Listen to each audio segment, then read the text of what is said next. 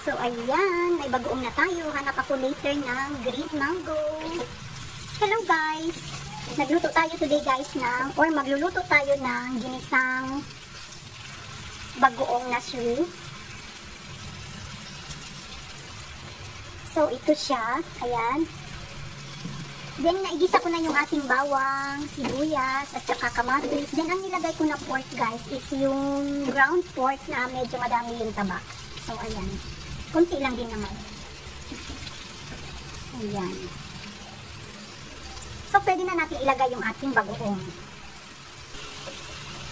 So, ayan guys, inilagay ko na yung ating bagoong. Igisa lang natin ito.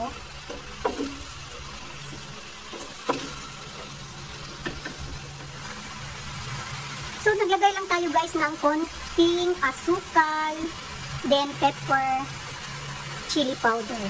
Ayan. Then, maglalagay tayo nito later na ng kalamansi.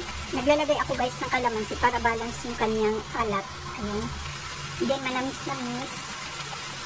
So, ayan. Mix lang natin ito.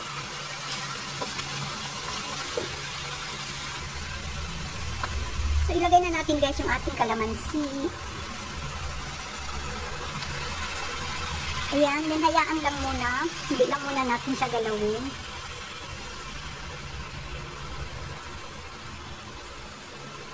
Hayaan lang natin guys hanggang sa mag-dry yung ating bagoong.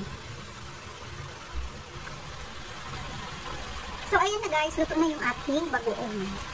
Ayan. Yung mantika ng baboy. Lumabas na siya. Ayan. So, ayan. May bagoong na tayo. Hanap ako later ng green mango. Thank you so much for watching. Bye!